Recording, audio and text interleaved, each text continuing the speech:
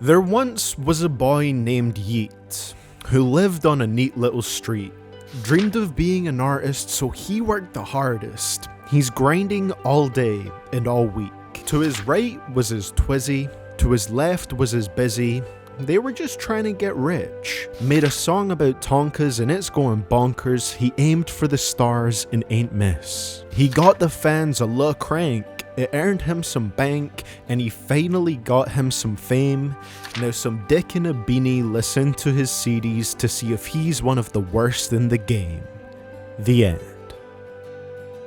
It's Yeat time, baby! That intro probably used up some time already, so let's just get going. To get an opinion on the music of this man who has been blowing up lately, I listened to Alive, Up to Me, and To Alive. And after listening to all of this, is Yeat one of the worst rappers in the game to me? Or not? Well, this is CDTV, and let's talk about it. Swerving, dodging, obvious, coppers, put up in his man black chopper helicopter. Listening to Yeat for the first time for me was an oddly overwhelming experience. My brain was basically split right down the middle, with one half being really kind of interested in what I was hearing, and the other half being sort of bored by it. The very first impression that I got was that he sounds kind of like an amalgamation of Young Thug, Travis Scott, Carti, Uzi, and Future, without sounding too similar to any one of them. He just had elements throughout Alive that reminded me in some way of all of these rappers, whether it was the auto-tuned atmospheric hums in the background of his songs,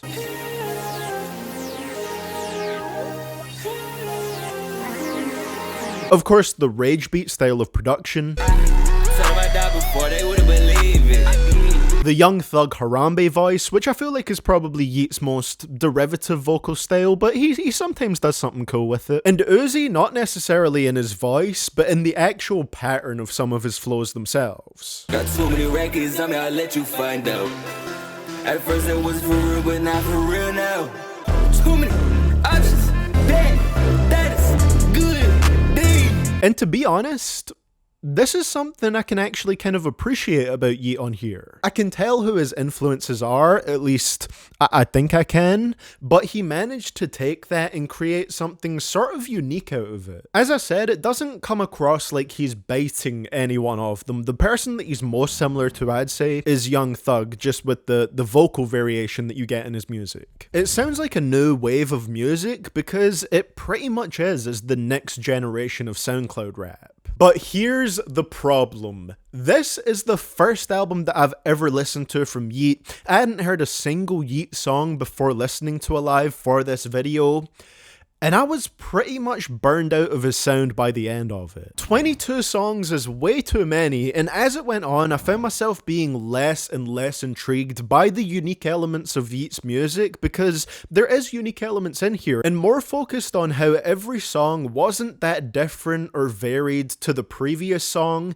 to justify the album having this sort of length. It's impossible for me to listen to Alive without zoning out multiple times. It usually starts happening round about the time that I get to Super Test. Everything just starts to blend together, and Yeat doesn't have the most memorable hooks or melodies on here outside of Always Alive, Tonka, Trendy, Lifted. Swerve has its cool moments where he uses this kind of deep droning flow that I haven't heard from Yeat enough, honestly. I think that sounds really good for him.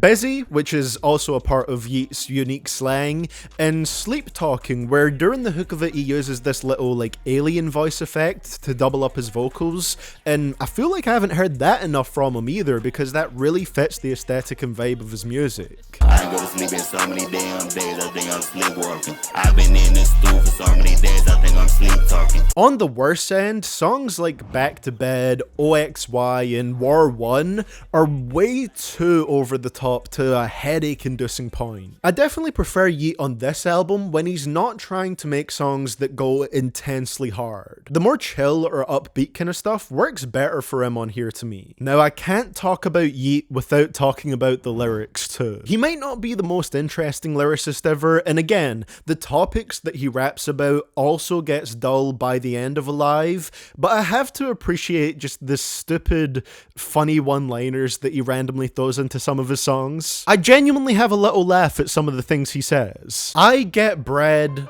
like a sandwich.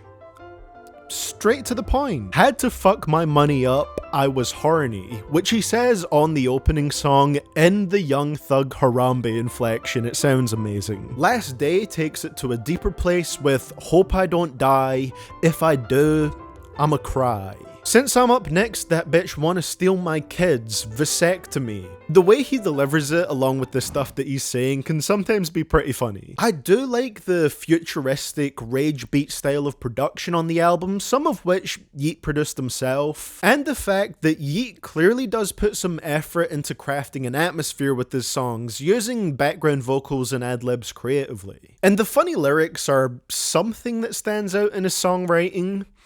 I just wish that he shortened this, because the more I hear of his style, the less I want to hear it. It's alright though, there's definitely some things that I can praise about Yeat's music with Alive. And I break the ceiling. Yeah, bitch, I'm done being around the drugs. Bitch, I'm done with dealing. That being said, this is where things started to get a bit more difficult. I was genuinely stressed at this point that Yeat had 3 albums with 20 plus tracks on them that I'd be listening to for this video multiple times over. As I said, his sound started to become a bit more monotonous to me by the end of Alive, and Up To Me doesn't necessarily take a step up in terms of variation or quality from that project. In fact, I think it's a bit worse. I didn't like a single song on this project until the trio of Rockstar, Trendy Way, and Swerved It. Sure, Get Busy before those songs had the iconic "this song already was turned but here's a bell" moment. The entire song up to that point didn't have a bell in the beat, and after he says that it gets added in,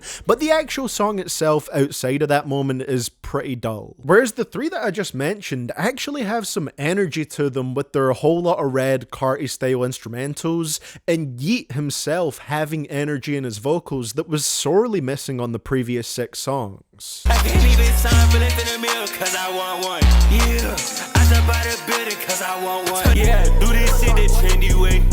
First my money twerk, now it's slipped in ways. If I told the rest to turn up, better turn up with me now. Who the hell you listening to? Ain't shit to figure out. It's interesting because those are the style of tracks that I didn't enjoy on Alive as much with their more intense instrumentals, but I just feel like on Up To Me that energy boost was necessary. The chill songs on here are mostly more boring than anything else, they just don't have the same level of atmosphere as they had on Alive. Stuff like Morning Mud and Let You Know just had me wishing that I was listening to anything else. Feel like I'm dying on the edge, ho.